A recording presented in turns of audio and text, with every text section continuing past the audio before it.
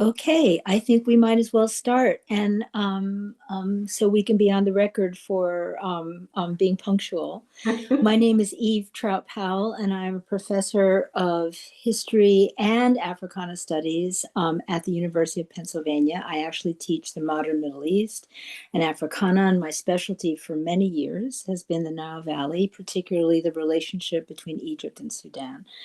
And I am delighted to be here. And I just want to say thank you very much from all of us on the panel to MESA for organizing this special panel, and also to the Global Institute, and I just said that wrong, the Global Academy. I'm sorry. Especially Mimi Kirk for helping us get this on the program. And many of you know that we're always a slightly smaller panel, but every year, basically for a good 20, maybe more than that years, we've been trying to get Sudan as a very important part of Middle Eastern studies. So I just want to say before I hand everything over to Professor Marie Grace Brown, that I would like to, in some ways, preface this whole panel by saying, Sudan is in whose news right now? Who is really looking at what is happening in Sudan? If you rely on the New York Times, which I have learned to stop doing, you will only find about, in the last couple months, maybe 4 articles about the Sudan. I also looked into the Washington Post. They've done a little bit better. They have 5. And especially in the last week. If you go to Jadaliya, which many of you, perhaps our younger members, are aware of, Jadaliya, which is an online academic and journalistic salon, if you will, has much more coverage, particularly in English and in Arabic. And Al Jazeera, both in English and in Arabic, has covered Sudan quite a lot and continues to do so. But does that mean, what is in the news about Sudan, and and how do we survive yet again this kind of cycle of this is the worst cycle we've ever seen, and how do we? So in many ways, I want to frame this in honor of the suffering and of the incredible violence and of the unbelievable, almost unimaginable amount of refugees that have now been forced to flee Sudan. I want to honor all those who have died or who have lost family members, and I want to honor the survival of an amazing country. And particularly, we have to defy what's being called a scholasticide in Gaza and in the West Bank. I think those of us who are from Sudan or have been studying Sudan or love people from Sudan or all of the above, have to find a way to fight that scholasticide. And this is what this panel is supposed to do. So thank you for honoring me with that. And now, Marie, I turned it over to you. Oh.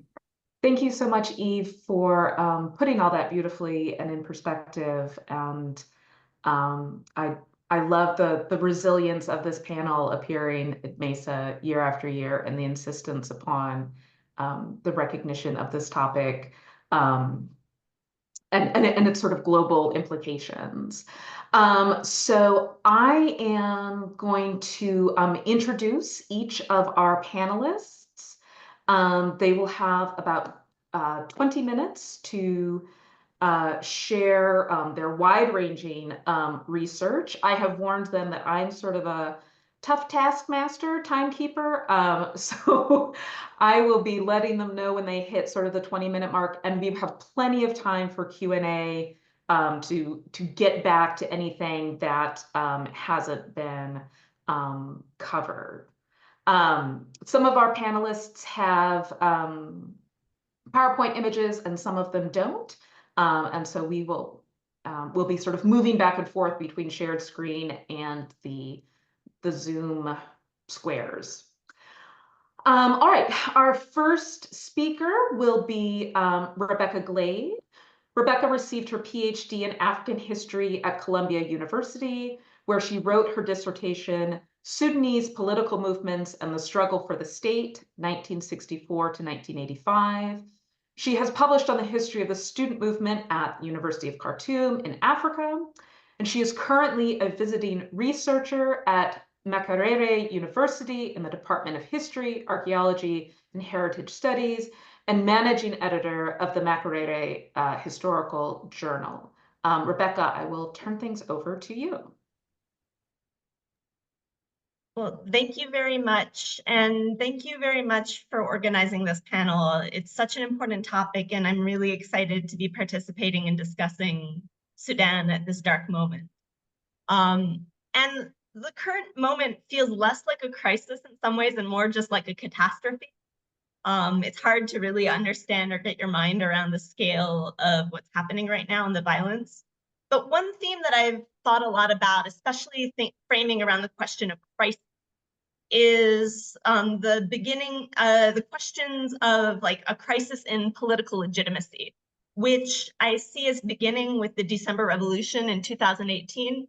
And crises and legitimacy for the state in Sudan is something that's really been a persistent issue since independence and fits into larger questions in my work, in my dissertation, and in my own writing. But events since the beginning of the December Revolution, starting at its outset, cemented with the forced dispersal of the sit-in outside army headquarters in 2019, and canonized with the October 21st, 2021 coup, have forced the question of legitimacy to come to the forefront, and the lack of legitimacy of leadership has affected all political actors in Sudan. Since the outbreak of war, this crisis has created particular incentives for the RSF and the army, and has defined how civilians have divided and responded to the war. And it has implications for possibilities for change and the end of the war. So I'm going to go through a brief overview of how this crisis and legitimacy evolved, thinking about questions of how legitimacy was formed or shaped at each step, and the way that this crisis has created particular incentives and interests for different political actors at the present moment as this war continues. And apologies, I'm going to speak very quickly because I have a lot to say and time is limited, and I'm very nervous about that. So beginning in 2011 with the separation of the South, neoliberal policies and a declining economy challenged the legitimacy of the regime in Sudan, and it hit a boiling point with the December 2018 revolution that ousted Bashir, which began in response to a lifting of bread subsidies and a serious shortage of bread. And protests began in several towns, one in Sennar as well as in Atbara and River Nile State. And while they began because of economic issues, they very quickly became critical of the regime. In Atbara, protesters went to the ruling party, the National Congress Party's headquarters, and burned it down. And when the protests spread to Khartoum on December 25th, the major call had become Taskut Bus, or just fall. These protests grew in number and coalesced around the idea that Bashir and the regime should step down. At that point, an umbrella group of opposition political parties signed on to a memorandum called the Memorandum for Freedom and Change, laying out a means by which this could occur.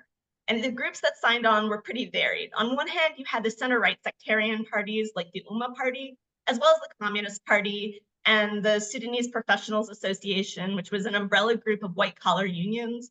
And you even had Darfuri rebel groups. Protests in Khartoum at that time were called by the Sudanese Professionals Association, even though many, probably most of those participating, were not members of the unions it represented. And these protests were extremely threatening to the regime, which announced a state of emergency by January and shut down schools and blocked WhatsApp. On April 6th, 2019, the momentum of these protests culminated in the announcement of a sit-in outside army headquarters. At the beginning, this was no small act. National security would come in and shoot live ammunition at protesters at night. Still, the sit-in grew through the work of the Tea and Beverage Sellers Union and resistance committees, localized committees formed in different neighborhoods following the 2013 protests, who at the time were responding to the SPA's calls that they were independent of SPA leadership, made up mostly of young people in different neighborhoods. The pressure was clearly on. And by April 11th, a newly formed transitional military council made up of different arms of the Sudanese security apparatus, including both the Sudanese armed forces and the rapid support forces, announced that they had removed Omar al-Bashir from power and would hold elections next year, having appointed a general, Ibn Auf, as president. It was clear that they had hoped that this would placate the protesters and convince them to go home. This hope, however, was not to be realized. Protesters and critics were quick to point out that Ibn Auf was an Islamist who had been close to Bashir. Many felt that this change would continue the same system and regime in power already. The demand became Madaniya, or civilian government. This moment drew significance from political memory of the 1985 Intifada that ousted President Nimeri from power. The sit-in itself had been called on the day that Siwara Dahab took power in 1985. When Siwara Dahab took power then, though, it was briefly unclear if civil forces would accept it and go home. And in 1985, they did. Within 24 hours of his taking power, the strike had been called off. But in 2019, people actively pushed back. They demanded civilian government and held up signs with the image of the president of the Physicians Union from 1985. The implication was that while in 1985, civilians had accepted the legitimacy of the military to arbitrate change in power, that had led to the 1989 coup that brought Bashir to power. This time, they would not make that mistake and would demand more. They stayed at the sit-in as the Transitional Military Council initiated negotiations with those claiming to represent civilian protesters. It was a standoff. The newly formed TMC wanted protesters to leave, but they had no ability to force them without revealing their intentions to be false. So they replaced Ibn Auf within 24 hours with another general, Burhan, and began negotiations with the Forces of Freedom and Change, as the group of signatories to the memorandum I mentioned had begun to be called. There was a disconnect, however, between those at the negotiating table and those at the sit-in, though the FFC claimed to represent the protesters and the revolution. The FFC leadership was made up of older political entities and high-level political leaders, and they met in private with the TMC to negotiate. Those who organized and maintained the sit-in, on the other hand, were not present at these negotiations.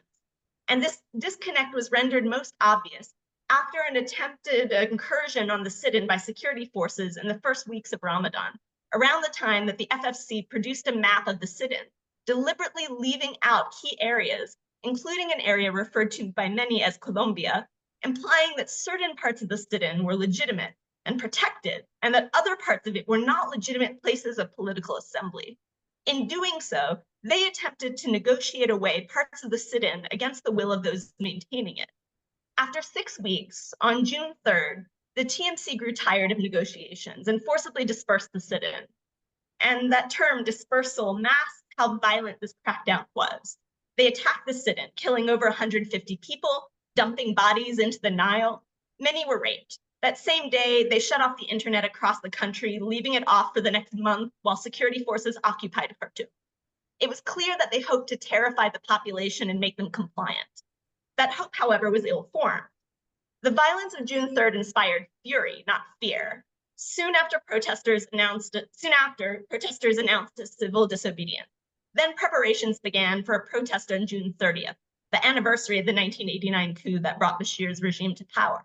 Without internet and facing massive repression from security forces, protesters managed to organize one of the largest protests of the revolution across the country. While the security apparatus retained control over the state, the protests made clear that they had no legitimacy, forcing the TMC back to the negotiating table.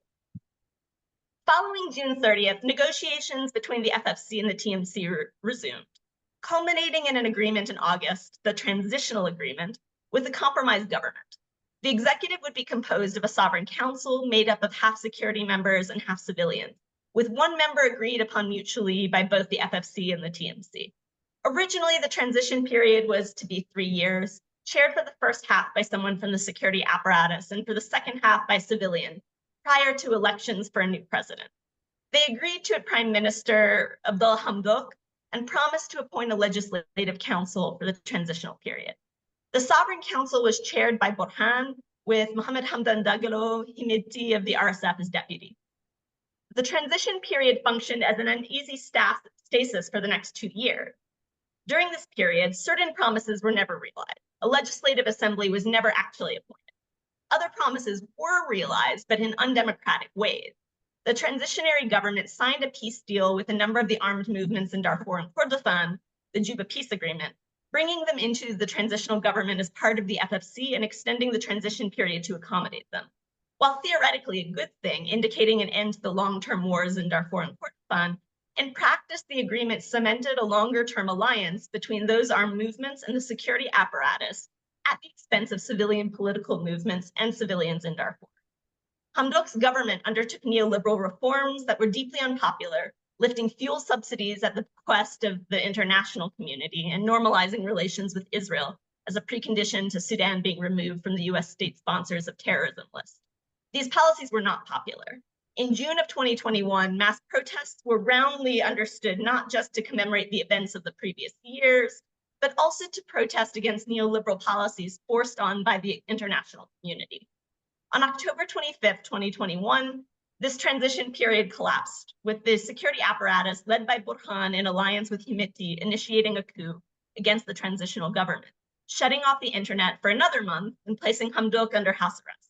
They blamed their coup on civilian politicians and denied it was actually a coup. They had assumed that opposition to their move would happen, but would be short-lived. Again, that assumption was proven wrong. On the day of the coup, protesters woke up to find the internet shut off, and they organized community marches with burning tires as the call to take to the street. The first Million Man March was held on October 29th. Following that, regular protests against the coup occurred in Khartoum roughly every week to twice a week. These protests paralyzed the state, overwhelming the security apparatus with the task of responding to protesters and limiting their capacity for more extensive political purges. The security apparatus tried a number of ways to deflect that opposition. The most prominent and ill-conceived took place on November 17th of 2021, when they convinced Abdullah Hamdok, previously under house arrest, to sign an agreement with the military and come back to be their prime minister. This was heralded by the international community as a win, with Antonio Guterres appealing to the common sense of the Sudanese people to legitimize the deal. But on the street, it was widely understood to be an objectionable farce. On the day Hamdok signed the agreement, another protester was killed by the security apparatus on the street. 11 total were killed by security forces at protests over the ensuing month and a half before Hamdok stepped down. Following that, the UN, African Union, and IGAD all called for negotiations to restore the transition. These calls highlighted a division between those leading the protests, the resistance committees, whose activity had expanded and gotten more prominent, and the weakened FFC and its political leadership. Many within the resistance committees had come to call for what was the three no's: no negotiation, no partnership, and no legitimacy with the security apparatus. Some accused the FFC of being part of a partnership of blood. Others were less against negotiations, but the FFC's undertaking negotiations under untransparent, opaque circumstances was criticized by many. In late 2022, the FFC signed a framework agreement, essentially an agreement to have an agreement with the junta, then began in early 2023 to negotiate the details of what this agreement would entail. It was these negotiations that finally ignited the war due to disagreements within the security apparatus on the issue of security sector reform. On the street, protesters had been chanting Al-Askar lil-Sakanat wal-Janjaweed yanhad, the army to the barracks and the Janjaweed to be dissolved. In negotiations, this timeline was a question of when the army would leave politics and when the RSF would be absorbed into the army command structure. The army favored a fast timeline, 2 years for the absorption of the RSF, and a long timeline on yielding power. The RSF, on the other hand, wanted a long timeline frame, 10 years before it was absorbed into the army. And on April 15th, 2023, these forces turned on each other, with the RSF fighting against the army and the armed movements that had most aligning themselves with the Sudanese armed forces. The details of the war's movements are too much for me to get into right now, but the violence has been massive and included genocidal violence, mass looting, and sexual violence committed by the RSF, as well as war crimes committed by the Sudanese armed forces and a systematic destruction of this country's infrastructure. Over 11 million people have been displaced since April 2023. Even more, something like 25 million people are facing food insecurity, with many in Darfur and Kordofan facing famine.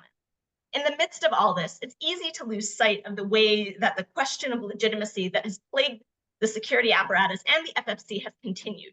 even as the political scene among civilians has become increasingly polarized. On the civilian side, the war fractured the umbrella of civilian opposition. Many of the political parties within the FFC's remaining leadership has since gone on to participate in a new coordinating body, the Sudanese Coordination of Civil Democratic Forces, or Taqaddum, which has attempted to broker an end to the war and has faced rampant criticism from other civilians who have seen their efforts to be opportunistic, seeking to position themselves to run the country, as well as biased, with some members of Taqaddum seeming to be apologists or advocates for the RSF. On the other hand, members of the resistance committees have gone on to form emergency response rooms focused on delivering needed support to civilians. The ERRs have bypassed the question of political legitimacy, seeking to operate regardless as to which force controls the area. They've provided food and collective kitchens, medical care, psychological support, and they've reported on violence that has occurred in their areas. They're in turn targeted by both the RSF and the Sudanese Armed Forces, both of whom have accused members of emergency rooms of collaborating with the opposite force, and both of whom see their activities as a threat to the hegemonic legitimacy of their forces. Some protesters, particularly some of the young men who took part in protests as part of the frontline groups, the guys who built barricades and threw tear gas back at the security, in groups like Glade, have joined the Sudanese Armed Forces, with some promising to resign when this war is over. Meanwhile, on the security side, the Sudanese Armed Forces has sought to gain legitimacy through contrast with the RSF. More professionalized as a force, the army commits fewer grassroots crimes, rape and looting, than the RSF does, and has gained legitimacy through that contrast, as well as through support from those who are horrified at witnessing war in areas that have not seen it since independence and are invested in regaining their homes, sometimes adhering to regionalist or ethnic bias. Other supporters I'd call institutionalists, in that they're invested in preserving the state and see that the army is a more legitimate actor than the RSF in that goal. And then there's others who and are more likely to preserve state institutions.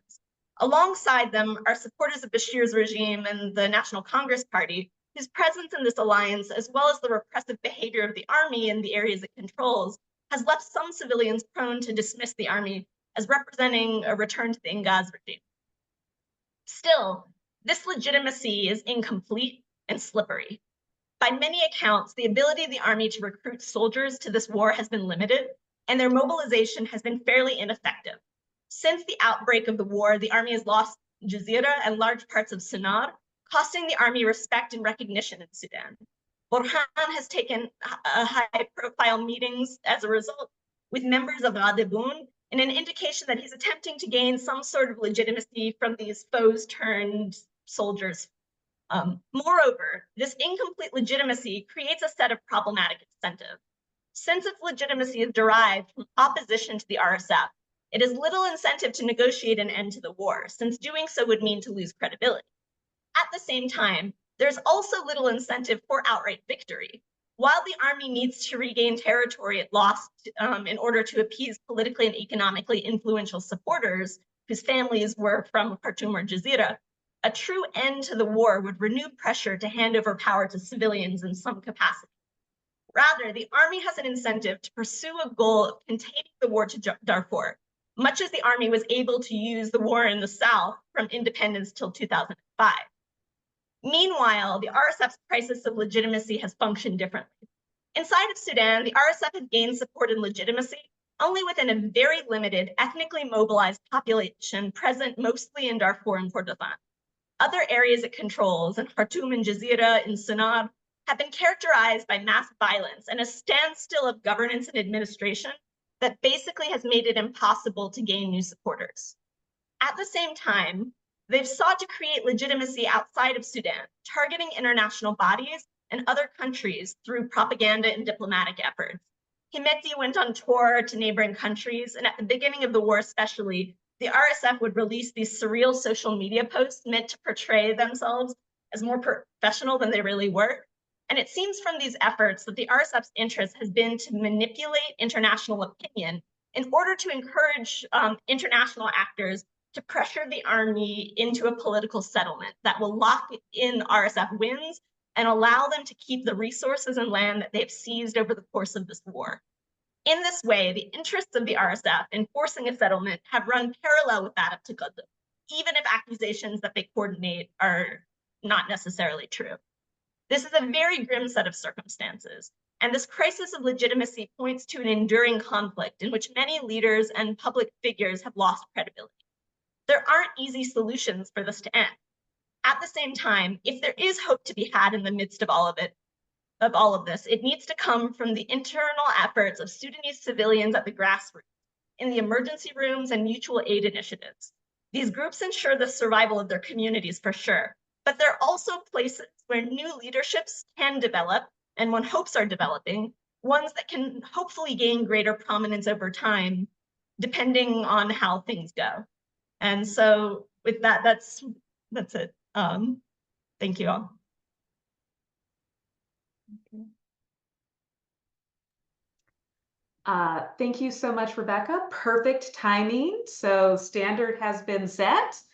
Our next speaker is Huda Mohammed Mukhtar Ahmed. She is Associate Professor and Head of the Department of Econometrics and Social Statistics at the University of Khartoum. She is skilled in teaching, research, and leadership in the fields of economics and statistics, and her work applies statistical methods to developmental and health-related research. So Huda, I turn it over to you, and if you'd like to share your screen, that would be wonderful. Okay.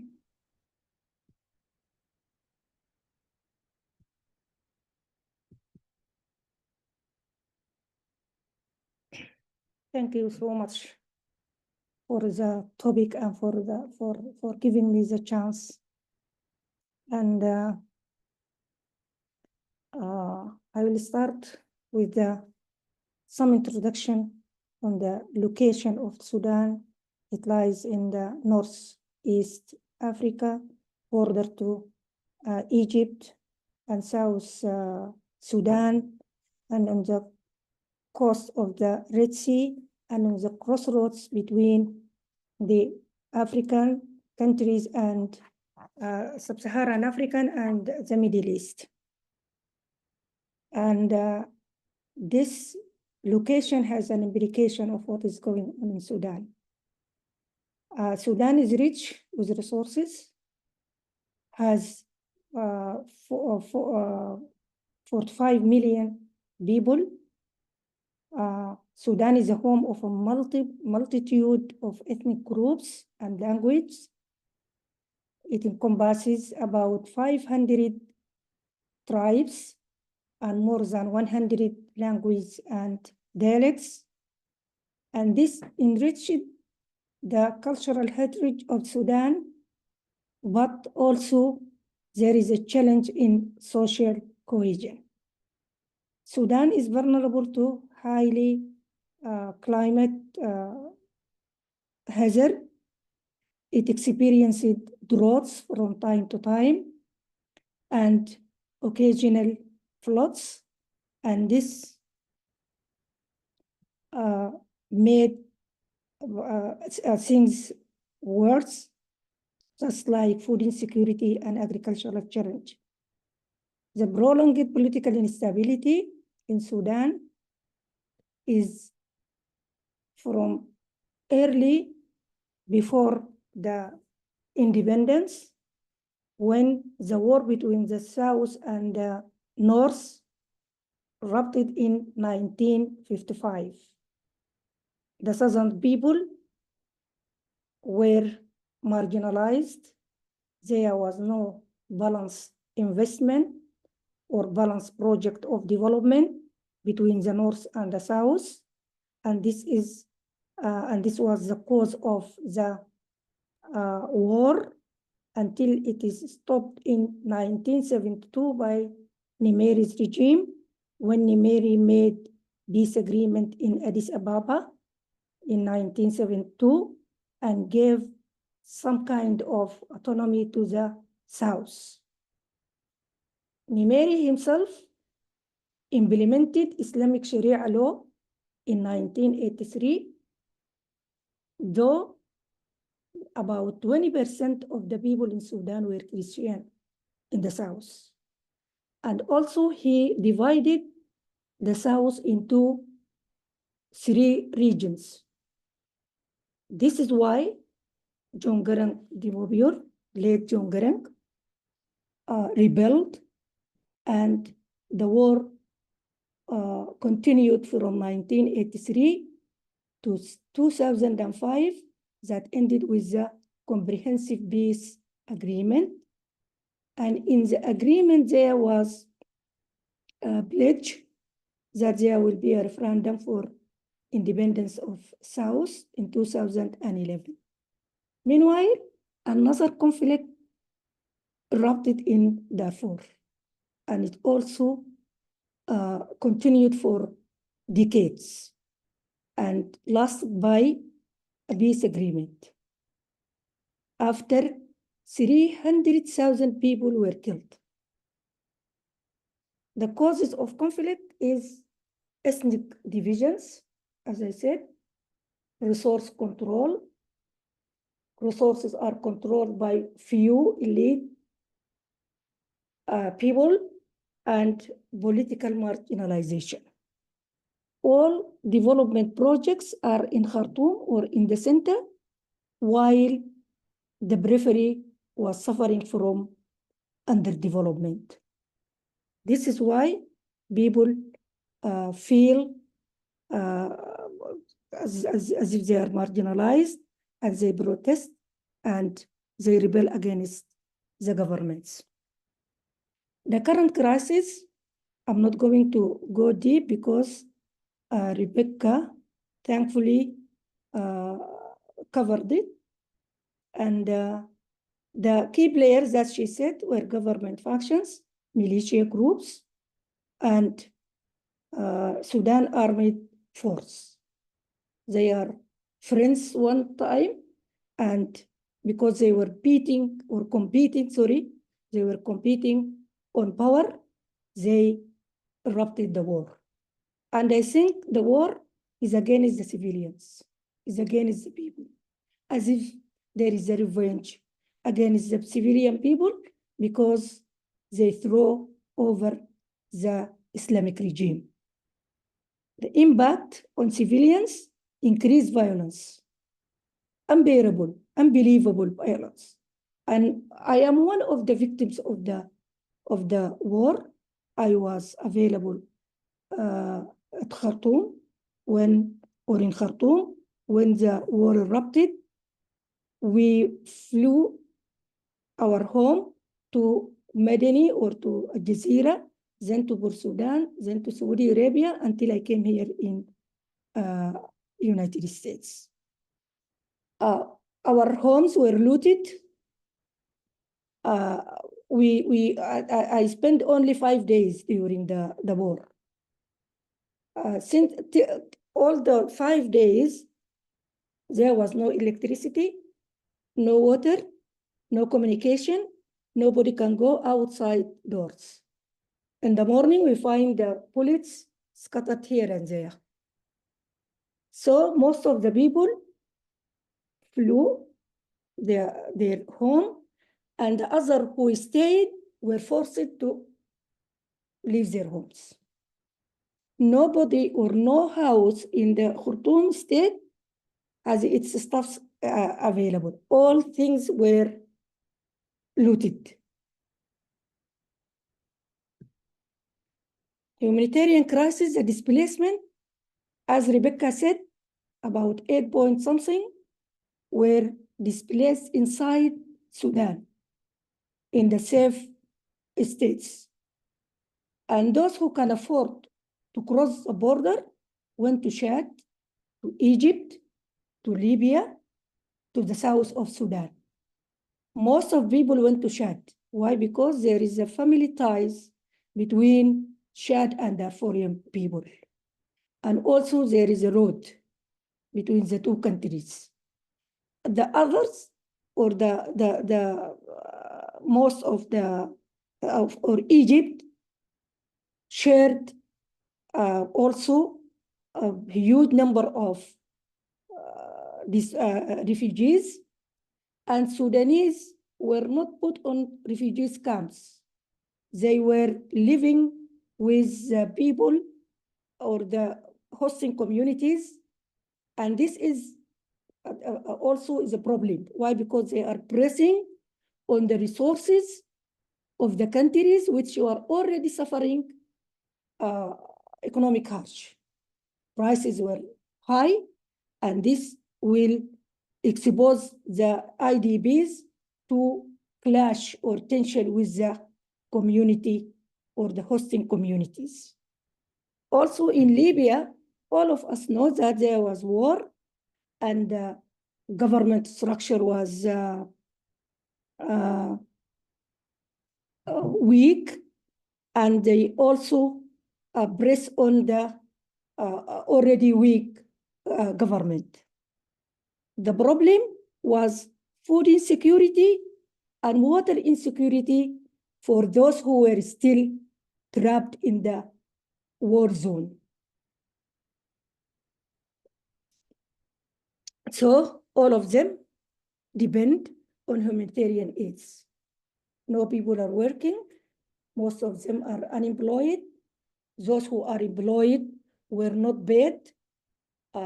Those who were paid only 60% of their salaries.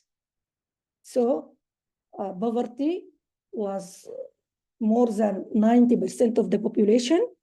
90% of the population were under the poverty line, and all of them are depending on the humanitarian aids. The challenge facing hosting refugees and displaced, whether inside Sudan or outside Sudan, is the protection against physical attacks. There may be physical attacks between the displaced and the hosting communities, even in the inside of Sudan. So they have to ensure that there were more secure camps or secured settlements for the IDPs. Relationship with the host communities also, they must live in harmony, and unless they live in harmony, they will not be integrated in the hosting communities. If they are not integrated in the hosted communities, there will be crimes, there will be clashes or tensions or any problem. Durable solutions, they have to make some durable solution or long-term process that address the needs of those who are displaced and ensure that they can enjoy human rights and against discrimination. Also, socioeconomic development and governance, there must be a socio-economic and social and economic condition that achieve the highest level of human development, and this include creating the means that improving quality of life and reducing inequality. Also, climate change is expected here and there, whether it is inside Sudan or out Sudan. There must be some sort of adaptation and prediction in order to handle the problems on time.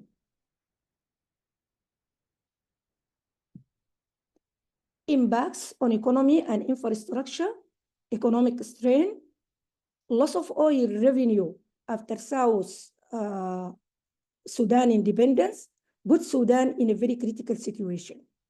Why? Because it lost 75% of its exports.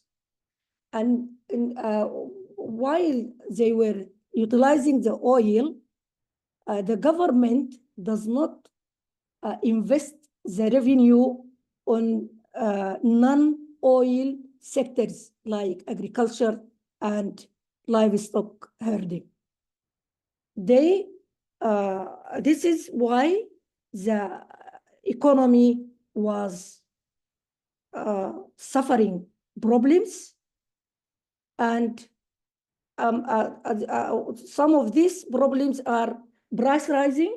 Prices were so high, unemployment, as I said before, and poverty levels were shooting up. The inflation surged to 3 digits. It was 200 and 45%, 0.3%, driven from deficit monetization. Deficit monetization came from what? From the need of the government to spend. The fiscal deficit is paid by or covered by printing money.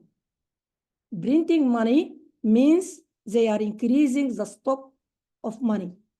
Increasing stock of money combined with the shortage of consumer goods lead to inflation. Also, there is a shortage in consumer goods because there was no import and no export because the gold mining was not working as before because it is occupied by the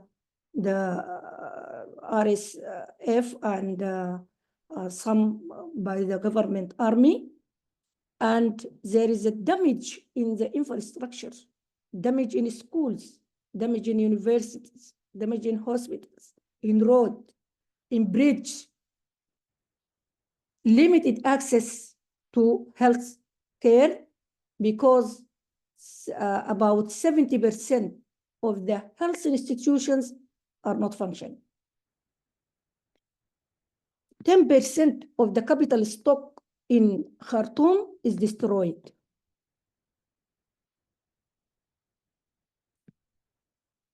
This is Bank of Sudan on fire after they looted all the money and the gold in the bank. They put it in fire like this.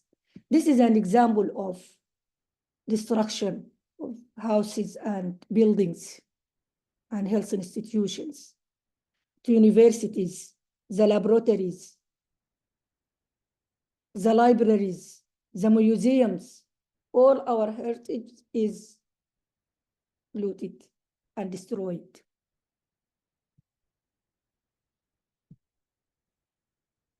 Inflation, unemployment, and poverty in focus. Current account deficit is widened by 7.3 of GDP. Why? Because weak export performance and no production and no export. So there is no cash or no hard currency to cover the imports. Reserves dropped from 1 month of import cover to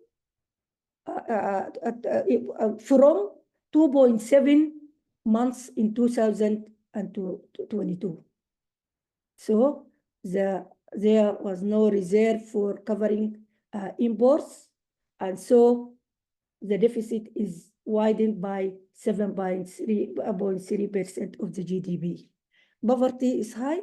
It was 66.1 in 2022 before the war. Imagine now, I think it is about 90%, unless it is 100%. Unemployment, it was 20.6, the overall unemployment in 2022, and the youth unemployment is 40%. Imagine. A recent rapid survey conducted, let me take this. Yeah. Sorry. A recent rapid survey conducted with the food processing enterprises in Khartoum in Sudan indicates that 13% of the companies have permanently stopped operation, while 53% temporarily stopped operation and 20% are operating at a reduced volume. This indicates or this shows what is going on food and how people are food insecure. In response to a question on the status of their employees, 47% of surveyed enterprises suggested that they sent their employees on unpaid leave, while 20% of them laid off their employees, and only 7% of the firms sent their employees on paid leave. This is the situation of the food enterprises. Most of them are out of work. Most of them laid about 20%, 1/5 of the enterprises laid off the employees without any money, without anything, and only 7% paid them, and I doubt that they paid them full salaries. Projected economic and social consequences of prolonged economic in Sudan. Economic contraction, if the conflict continues until the end of the year, Sudan's economy could shrink to nearly 50% of its original size. If the original size of the economy on, say, 2019 or 2022 was about 30-something billion, it will shrink by 50%. Household income decline, both in urban and rural household income could drop by over 40%. And those who are in rural areas are supposed to cultivate or to work on the agriculture and animal husbandries. But because they are loaded by the IDPs, they cannot afford the cost of agriculture or producing crops. Increased poverty, an additional 1.8 million people may fall into poverty. Conflict scenarios, this is a study also conducted in Sudan in 2023, and they did some simulations with different scenarios. The first scenarios, if war ends by July 2023, the economic impact could have been reduced by 2/3. If the war stopped before that, before October 2023, the impact could be reduced by 1/3. But it is still going on. This means that we are deteriorating. The economic status is in a critical situation, and we will suffer the coming decades. Social impact, human rights violation, reports of abuse. People are abused. They are dragged from, one was dragging an old man from his beard. They hit them, they rape them. And this sexual violence, it has its implications after 2 or after 1 decade, because they will cause sexual transmitted disease spread. The abuse of children and recruiting them as soldiers. Those who are carrying guns are less than 17 years of age. And violence against civilians. Civilians are looted and shooted. They go inside their home and they force them to leave, and they occupy their home. And they, as I said, a very big or a very big percent of the population are displaced and as refugees. Education and health challenge, disrupted education for children, poor healthcare access, leading to increased mortality. About 1,200 refugees children under the age of 5 died in 9 camps between May 15 and September 2023 due to a deadly combination of measles outbreak and high malnutrition. Children are not vaccinated. No vaccination program is going on. So they are dying with measles, with fever, with malaria. I know so many people died by malaria. One of those who hosted us, after I came here, I heard that the grandmother was died by malaria. Children in crisis, an estimated 19 million children in Sudan are out of school, and the brutal conflict approaches the 6 months mark. This is so early. When they gave this statistics about 19 million of children outside the school. Also, this has its implication after 2 decades because we will be facing an ignorant, an illiterate generation.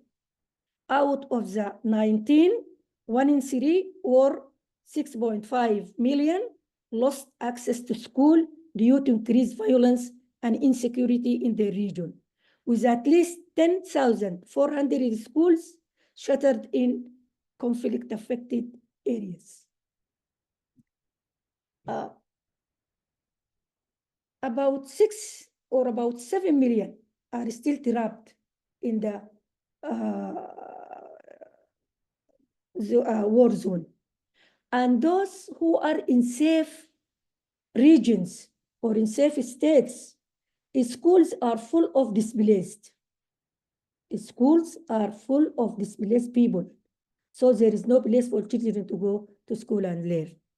After conflict, 5 million school-age children find themselves trapped in areas of active conflict, placing them in the highest risk of losing crucial access to education and essential protection services.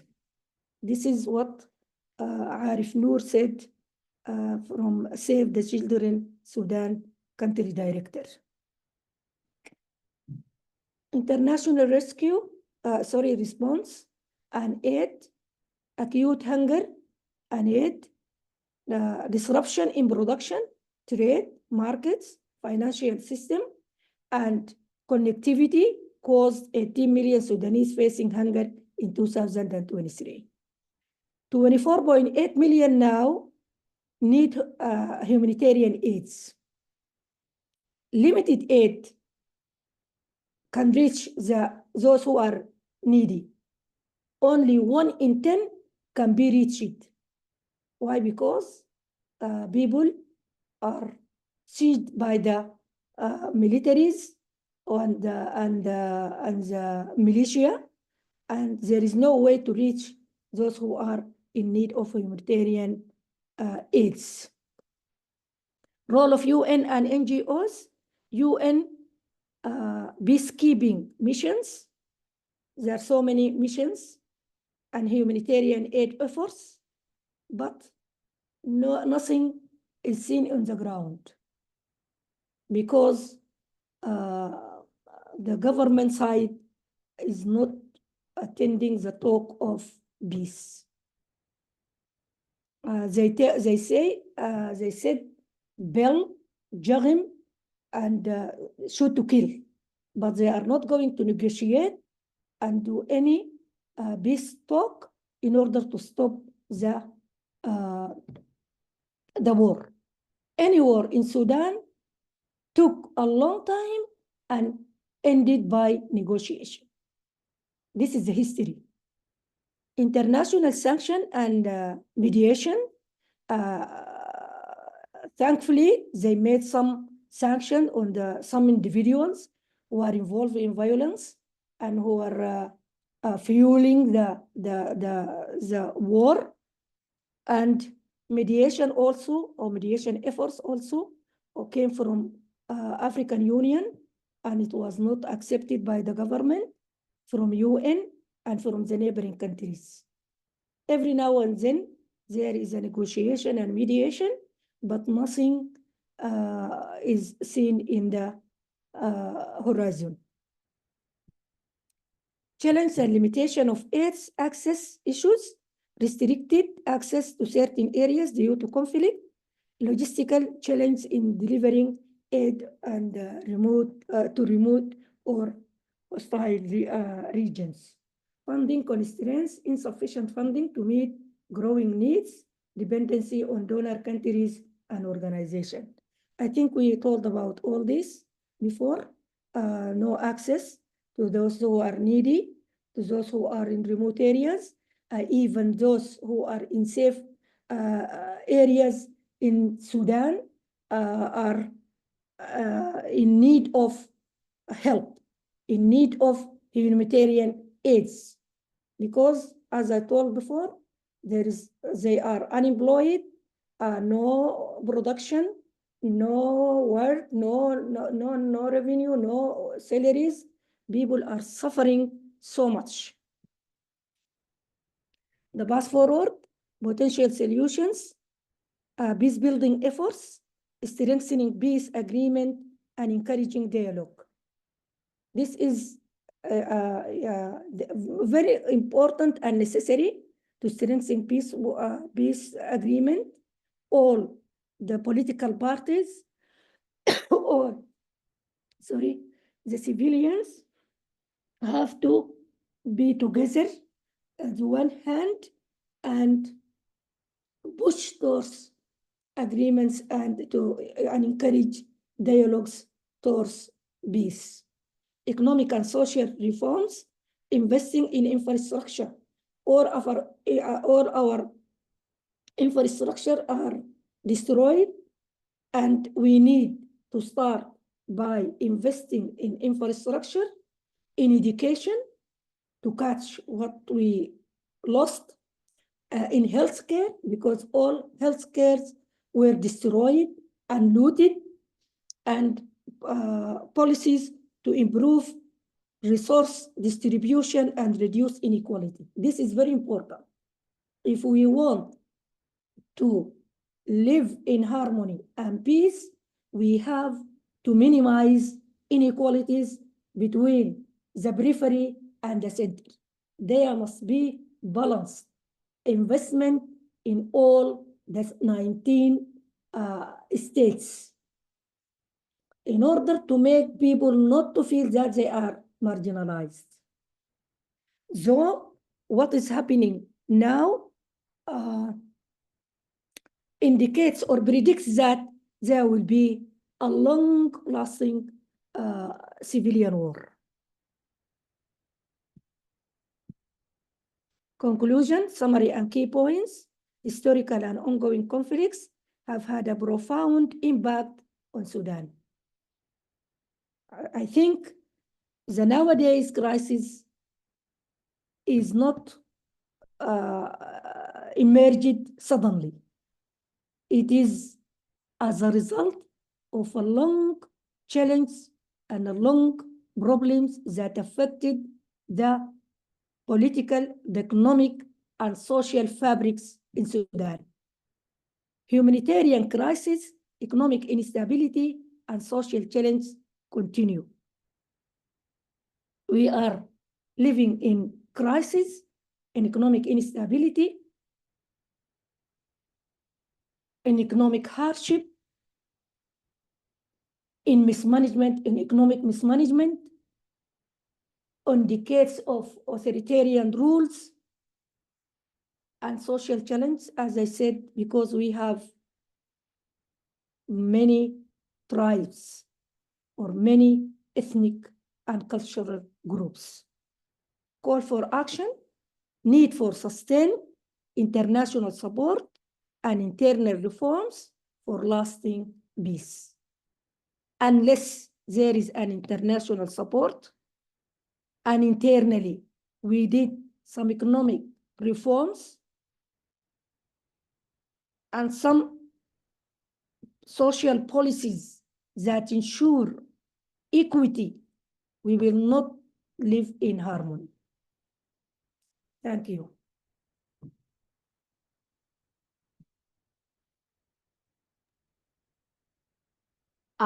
Thank you, Huda. Those were sobering statistics that you showed us, and I really appreciated your distinctions between center and periphery. I think those are so important. Our final, and if you can stop sharing your screen, we're going to have Malathe share hers. Yeah, okay, yes. That's fine. So our final panelist for today is Malathe Saif al-Islam. She is a Sudanese researcher and urban planner. She obtained her PhD in 2022 from the University of Khartoum, specializing in urban planning and design with a focus on the dynamics of power relations within spatial contexts. She's currently a postdoctoral researcher in France at 2 institutions. I'll just give the acronyms: PRODIG and CEDEJ Khartoum, where her work examines power relations in flood management systems. So welcome, Malathe.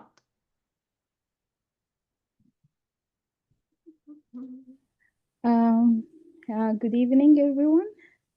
Oh, sorry. Here we are. My screen is clear. It's okay. Yes, we can see. Okay. So good evening, everyone. This is Malathe. First, I'm glad and honored to be part of MESA special sessions about Sudan crisis. Currently, I'm focusing about the dynamic of power relation in the flood management system. Still, in this panel, I want to shed light on the catastrophic situation of flood that affected the life of thousands of Sudanese who were displaced from their homes because of the war. So in this presentation, I will discuss the floods during the wartime, aiming to reflect on the difficulty of millions of Sudanese who are enduring anguish and suffering amidst the harsh realities of nature. As we can see, I'm sorry, because as we can see in this picture, a group of women gathering in displaced campus in Kassala. So as the heavy seasonal rains kick in across Sudan, refugees and internally displaced people continue to bear the burden of incredibly dire humanitarian situation after more than a year of deadly war that has now led to a tragedy of famine conditions, all compounded by the growing impacts of climate change. Heavy rain and flooding have already impacted tens of thousands of people across Sudan, causing further displacement, injuries, and death. To begin, I will provide an overview of the war in Sudan, covering the geopolitical and social climate, as well as the environmental conditions in the flood-affected areas. Then I will discuss the extent of floods and the primary factors that contributed to the crisis. After that, I will examine the impact of these crises on the Sudanese population, focusing on the humanitarian situation and socioeconomic conditions. Finally, I will take a look at the challenges facing the local government and the international responses. The war in Sudan, as you all know, it's began in April 23 between the SAF and the RSF in the capital, Khartoum, and quickly spread across the country. The conflict primarily centers around the control of the key institutions, but most of the fighting occur in the urban areas, making civilians unintended victims. This conflict has permanently changed Sudan's history and significantly impacted the lives of its people. 3 million people have crossed borders, more than 10 million people are internally displaced, and more than 24 million people required assistance. Examining the map of the conflict zone, we can observe that most clashes are occurred in Khartoum, Al Jazeera, Sinnar, Al Fashir, and West Kordofan. These conflicts has forced civilians to flee to other provinces where they later had been faced the impact of flooding. In Kassala, these are the states which highlighted in red. Kassala, River Nile, North Darfur, as we will see later.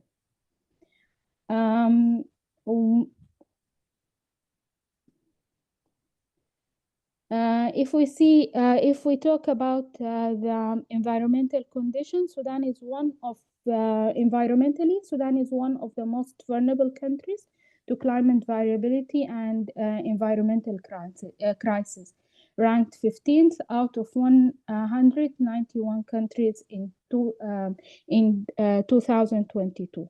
Over the past decade, Sudan has experienced increasing droughts, high rainfall variability, reduction of water resources, desertification of millions of hectares, as the frequency as intensity of heavy rains events are projected to increase. Sudan is likely to continue to see floods pose a high risk for communities across the countries.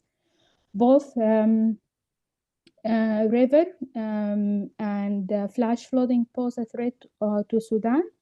The riverine flooding occurs along the River Nile, and including the White and the Blue Nile, and it's caused by runoff into rivers from rainfall within Sudan and the neighboring countries of Ethiopia and South Sudan.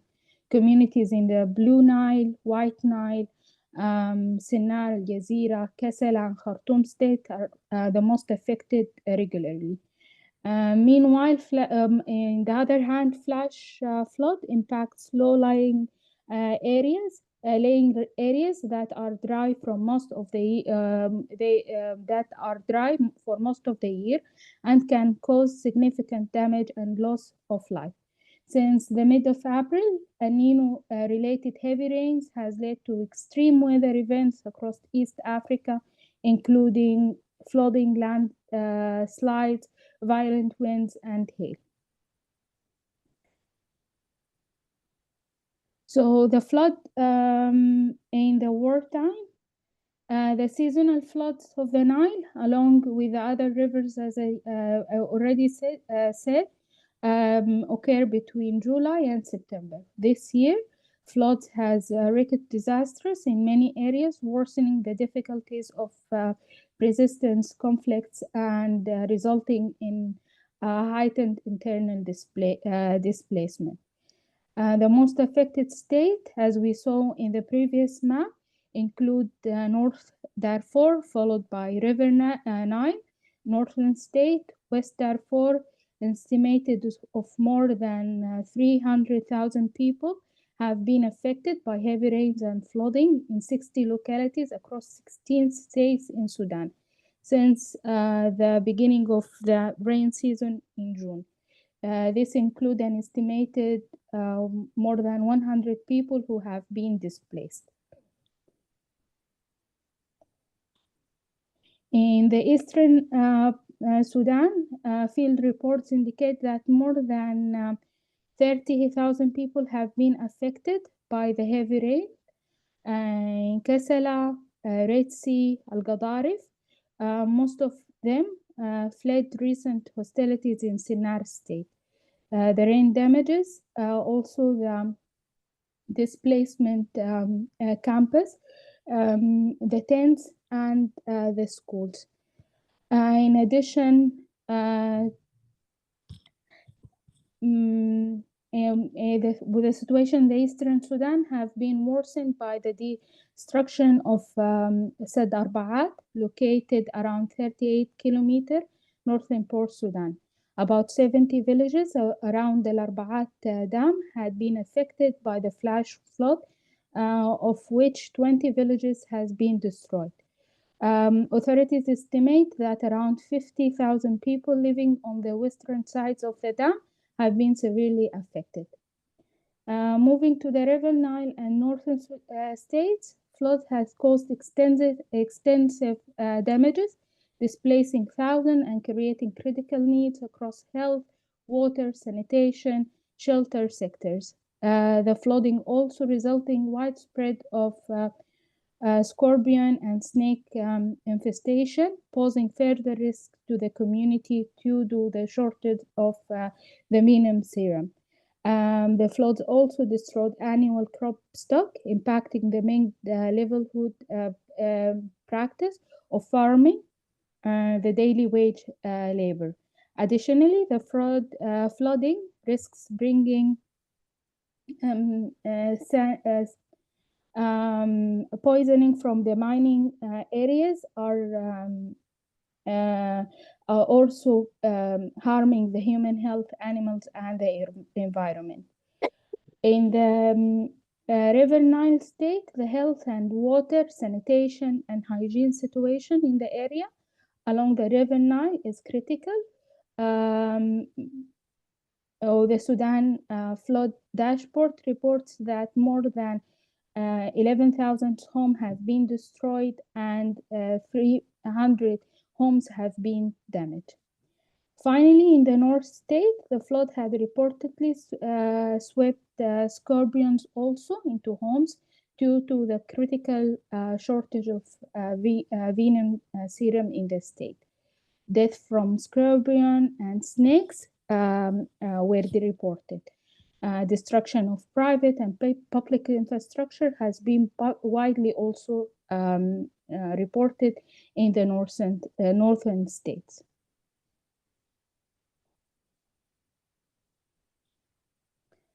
The impact of the flood on the population of Sudan, an estimated of 10 million people have been displaced within Sudan, as we already mentioned, and further 3 million people have sought refugees in the neighboring countries.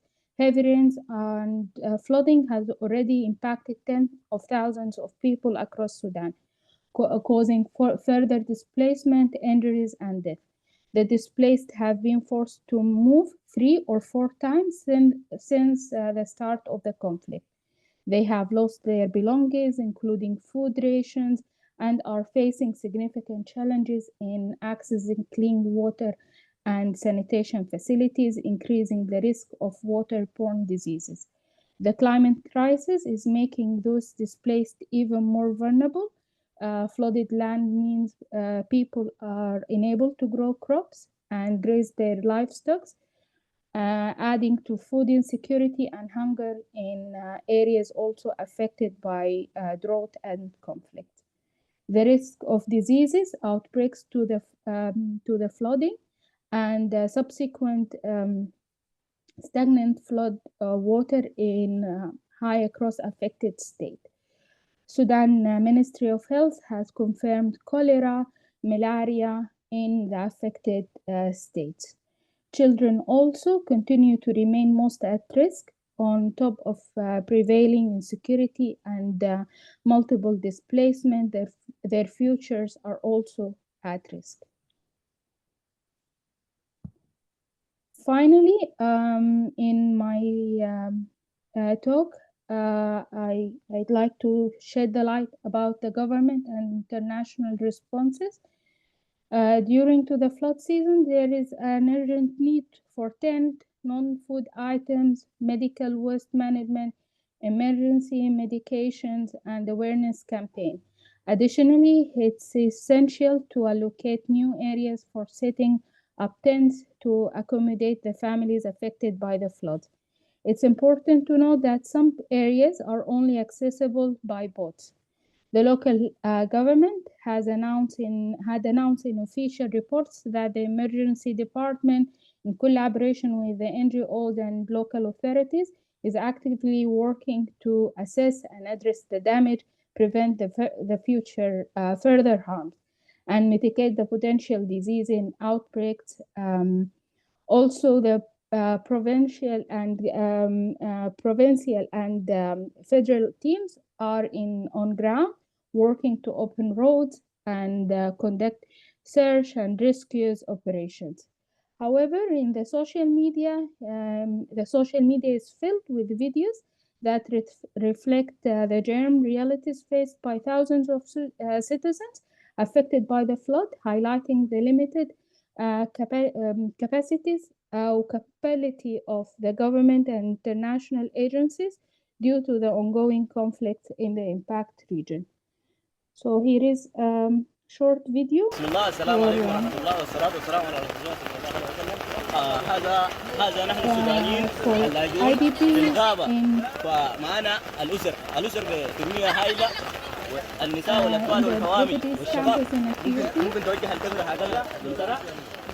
هذا هو الدليل، وأكثر من ذلك هنا يوجد أسرة سوف نشوفها. السلام عليكم، كيف حالكم؟ الله طيبين؟ I'm saying there is no response from the government or في هذا المكان والمطر. in some countries. السنة الماضية دخلنا في هذا الدولة ما لقينا أي أمن. بسم الله السلام عليكم ورحمة الله والصلاة والسلام. So thank you so much for your listening.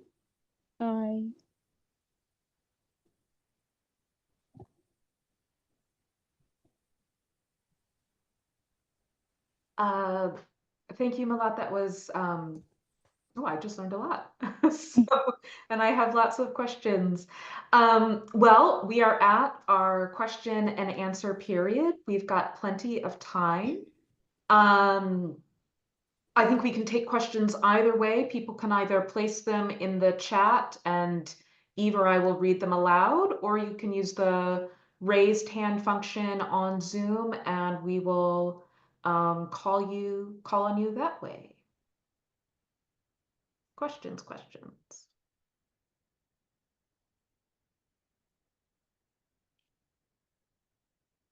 I'll open with a question that anyone can answer. I was sort of noting this through line that began with Eve's opening remarks and continued throughout all of our panelists of the implication of the destruction of places of learning. So schools, either children not getting access to schools, the schools themselves being destroyed, universities, libraries, this awareness campaigns around flooding. And so I invite any of our panelists to speak to the impact on education, right? Which is, I think, when we hear numbers about destructions and deaths and casualties, it isn't often this long-term planning of what does it mean for an educational infrastructure, or the displacement and the dispersion of academics and intellectuals, what that means long-term. So I invite anyone to respond to this notion of future of education and the destruction that we're seeing.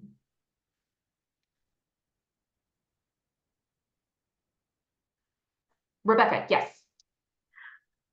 Well, I mean, so I didn't talk about this in my presentation there, but I recently published a report with the Rift Valley Institute with a colleague, Muna Gadal, on the state of Sudanese higher education since the war.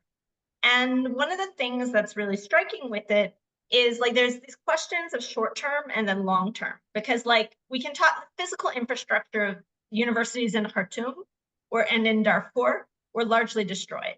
But the networks of academics, the institutions of universities have continued, and their University of Khartoum has continued exams. They're going on their third iteration of examination. Other universities are also doing exams. And so there's this sort of emphasis on trying to get students through And faculty who are teaching under heroic conditions are like, I mean, truly grim conditions. The Ministry of Finance is paying salaries at 60% of their previously, like now devalued salaries. So that people are teaching not for the money, they're teaching for their students. At the same time that you have this massive number of both faculty and students who've been displaced across the country. So like there's a lot of immediate issues with this, but then you have this sort of looming crisis. The national exams for secondary schools didn't occur last year. I think they're underway, or they just occurred now for the previous year. And in some ways, those were the easiest of the exams. I mean, the question now with schools not really running will be the next iteration, the 2 iterations from now of students who aren't getting access to school. I think the recent estimates, I saw something about 14 million students not in schools right now because of this war. It's a really massive scale problem. And so, you know, the question, there's immediate things institutions and individuals are doing to think about rising to this moment. And then there's these bigger questions that are much harder to answer and will have real implications for, I mean, Sudanese society, Sudanese politics, Sudanese economics, Sudanese, I mean, also the divisions between those who've been displaced and are now in diaspora in neighboring countries and those who are still in Sudan. And I think that that will also affect then class formation and those dynamics long term if this war continues. Great, thank you. Huda and then Eve. Yeah. Thank you. I think what we are doing now, we are teaching online, and this is a new experience for us.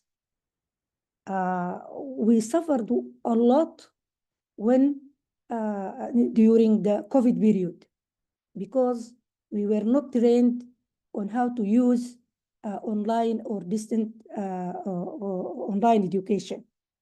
Now we are trying to train our staff in such techniques, and this is an advantage. But the question is that those who are now displaced or migrated, especially the professors who were migrated, they may establish a good life in the countries where they were hosted, and they will not come back. So we will be losing our professors. This is beside so many professors were killed, shooted, and as Rebecca said, after 2 generations, we will face a problem of those who are now out of schools. And before the war, about 7 million children were out of schools. We have really a problem of education in Sudan. Thank you.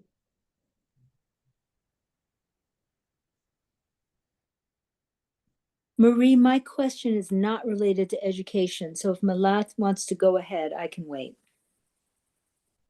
Okay. Malathe, did you want to answer the education question? Just want to add to what Dr. Huda and Rebecca just said, that the interruption of the educational program in Sudan is not just occurred because of the war. It started even earlier, since the start of the demonstrations and the transformation period. The schools were not running regularly, and the universities faced with a lot of shutdowns and closed during this period. So we are talking about more than 5 years of non-continuing education system for the children. So it's a lot. It's not just 1 year or 2 years of the war, of the ongoing war. Thank you for that larger perspective. Eve, your question. Let me just ask, William Young, is your question related to education? I have 2 questions. One is, it seems like I didn't understand why the universities would be attacked and destroyed, but now from the previous answer, it seems like this was a target by the military who were just striking out against civilian society in general. That might not be correct, but that's my understanding. And my second question is, can anyone tell us more about the role of external actors in continuing the war? And I have in mind Chad, Egypt, Saudi Arabia, the Emirates, all of the other Middle Eastern countries who are providing weapons for the generals who are conducting the war. Since the Sudan no longer has the hard currency to buy the weapons, they must be giving these weapons away, and the weapons must be coming from somewhere. Thank you. Those are my questions. May I tack on, Marie? Is it okay if I tack on to exactly that your second question? My question was about Abu Dhabi specifically, and my question was about the climate crisis in Abu Dhabi, and how the climate crisis is also changing, the war in Sudan. And I was going to ask, because last year at MESA, we discussed what was happening actually with Abu Dhabi and these increasing farms that Abu Dhabi is trying to establish around Port Sudan. Mm-hmm. So I just wanted to follow up and see, just take your question, William, and just move it more specifically into how climate change has changed Abu Dhabi and how that climate change then, of course, further fuels Abu Dhabi's needs, and we can call it other names if you want, but I just wanted to make it more specific to Abu Dhabi. But thanks so much for that, and thanks. Rebecca, you're going to start? Okay. So I want to start by saying, answering William Young's first question in terms of how sites of education were being attacked. And I think a lot of it actually has to do with how the war broke out, because when the war broke out, fighting began in the capital as well as other sites. And both the military and the RSF had bases across the city, which meant that within about 10 minutes of conflict beginning, we were hearing bullets and things across the city. From the time I got a phone call from a friend to when I heard them in my neighborhood, it was like 10 minutes. It really was quite fast. And it meant that the whole city became a combat zone. And unlike previous wars in Sudan, this was an urban war, which meant that they were fighting over sites of infrastructure. So which meant that typically the nicer neighborhoods were the neighborhoods closest to infrastructure, which meant that in many ways, the war affected the Sudanese middle class and upper middle class first in terms of the outbreak of conflict and how this war broke out. And it also affected then sites of universities as sites because they were located in cities, both in Khartoum, where most of them were, as well as in state capitals. Now, with regards to sort of external actors in the UAE has, obviously its own needs and own interests. In Sudan, it's been sort of operating with different parameters. One of the big things has been interacting with the RSF, both to send soldiers to Yemen, as well as to gain gold, which they then resold to Russia and to other sites as sort of middlemen through the gold mines in Darfur and in Somalia, many of which were owned by Ahmed and his brother and the family sort of businesses. So you see these sort of financial interests and a sort of political economy focused on that, which helps to explain then the weapons that they're shipping to the RSF. At the same time, I'm thinking of something that a colleague, Nasreen Al-Amin, has pointed to, of the fact that previous attempts by the Gulf to seize land in Jazeera state failed because of organizing in Jazeera by the tenants union and by unions there. And so in many ways, the RSF entering those areas and displacing people, it not only creates this moment where people aren't planting in a moment which creates huge precarity for food, but it also dispossesses people of their land in a way that then creates a setting that the RSF benefits from, as does Saudi Arabia, though, in terms of land grabs in the future. And so there's some real implications there. Meanwhile, the army is being supported by Egypt, Qatar, There's a whole geopolitical dynamic going on with that. But I mean, like in terms of the UAE investment in particular, you see the real political economy of this war for their support. That said, I mean, the UAE has been funding the security apparatus since 2018. Ultimately, all they can do is give resources. The decisions still lie with the armed parties on the ground, Right. who are responding to sort of legitimacy questions on the ground. May I respond? May I follow up real quick? Rebecca, it was exactly Nisrine's presentation I was referring to, and her work that I was referring to. So that's right. And I totally agree with what you're saying. I just wanted to ask a quick question. Has Egypt pulled out of that support very recently? Did I read that it's pulled out of its support because of working with Abu Dhabi and making some plans about selling some important parts of Egypt as well, the Egyptian coast, so that this is also increasing Abu Dhabi's access to the Red Sea, which if we can do anything at MESA, we need to establish Red Sea part to what we study. But I just want to follow that up with you, and then I promise I will stop, Maria, I promise. Yeah, and to go quickly, because I see that Dr. Huda also wants to respond to these.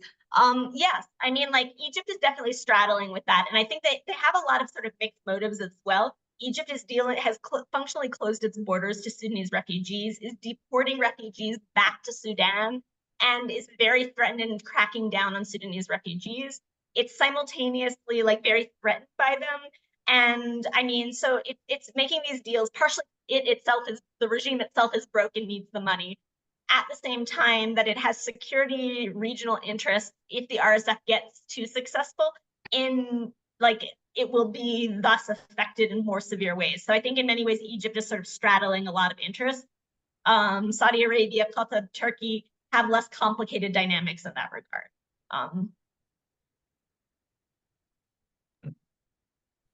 Huda, what would you like to add?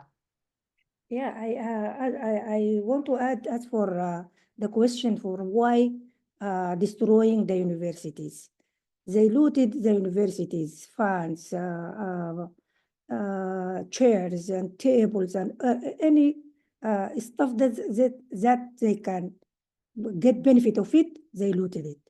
Then they destroyed the rooms and the libraries and everything because most of them are illiterate. They don't know what does education mean. And because they are not educated, it is some sort of psychological problem that they destroy anything related to education. This is for why universities were looted. As for the role of the other countries or the neighboring countries in the problem, it is well known they are getting benefit of war. And in the geopolitics of Sudan encourage them to interfere or to have an interest of power in Sudan. Sudan is rich in resources, gold mines, fertile land, river running from the south to the north, and the population is very few, it's not that much. So the neighboring countries are overpopulated and suffering population hardship and food insecure in their countries. This is why they encourage the continuation of war in Sudan because they are just benefiting from it. Thank you.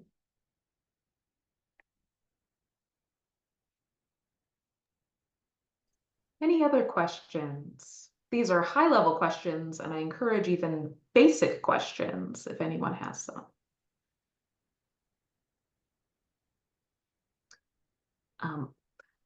I've got two more in reserve, so I'll do one.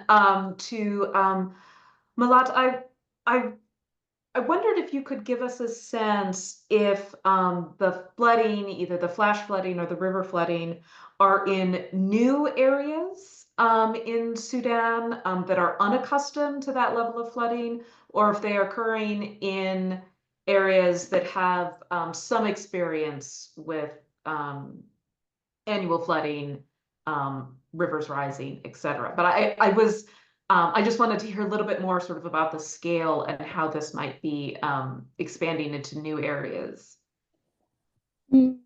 Okay, so according to the record, it's not higher than the extreme level of flooding, but because of the war, because of the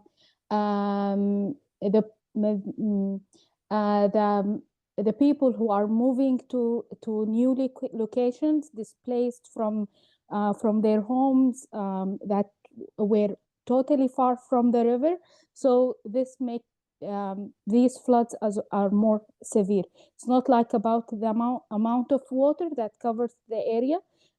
We faced higher level in 2020 and 2013. But this one, because of the war, because of the population around the rivers and the dam area, that makes it worse, in my opinion.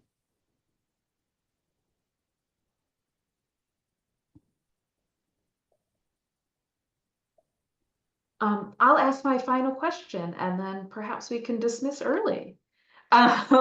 So, and I recognize that this is an unfair question, but it's one that I'm struggling with. Eve opened mentioning just the silence in Western media about what is happening in Sudan. And I recognize that this panel is also competing with a how do you do a teach-in Israel Gaza?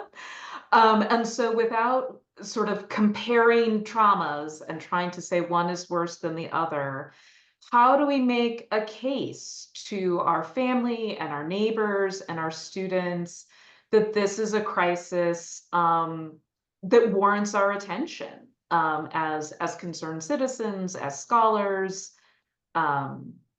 And so I'm interested in hearing sort of the talking points of what do we say to redirect people's attention to this area and to this crisis.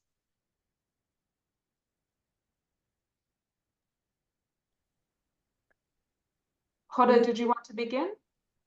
Yeah. Or no? Yeah, we have to talk about our problem.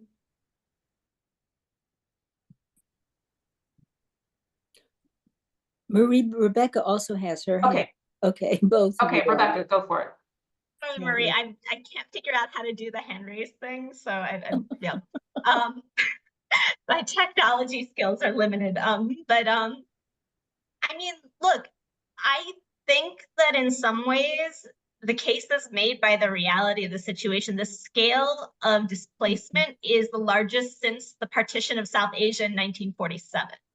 The scale of food insecurity is obscene and massive. I mean, the only reason that famine hasn't been declared across the country is because the armed forces and the state as such has prevented the IPC from labeling it as such and from lack of access. The reality is that the scale of this is the largest thing in the world right now. I mean, to not then prioritize it or care about it is a failure of empathy and a failure of interest on the part of our families and our neighbors. And I mean, which I mean, to be honest, is something that I've struggled with a lot with communicating with even my own family back home. Like I left Khartoum during the war and went home, and everyone's like, but are your friends okay? And I don't have anything to say to that. But I mean, like the reality is that we have to advocate for it because it is the right thing to do and because the scale of the need is that large. You know, now media interest in it is very low. I think making the case for media is really hard. I've been working on that and I don't have any easy answers to that. It's necessary. That said, there's a need for action and a need for interest for the humanitarian side and for support of mutual aid. At the same time, honestly, the international community has been a force of bad in Sudan since the revolution. It was the international community that forced the FFC to the negotiating table against the wishes of revolutionaries who didn't want it. It was the international community that like created the circumstances that pushed for this war. And in that sense, I'm kind of okay if the international community keeps Sudan as a low priority. I mean, in that sense. The real issue then, I mean, is if fewer powers were interested in Sudan, if the UAE stopped sending weapons, if the funds for these things stopped, this war would end much faster. You know, and so in that sense, like, I don't know. I mean, like, I struggle with that. But in some ways, I think the key is showing up for the mutual aid efforts and for the emergency rooms and for the people funding stuff. And I think we need to stop putting our faith in UN agencies and the sort of claims for a technocratic existence that don't work. Yeah, that's right. William, did you want to? I just have one comment. I agree that more aid is not the solution because we don't want more external intervention. But I think that the external parties who are contributing to the fighting should be called out.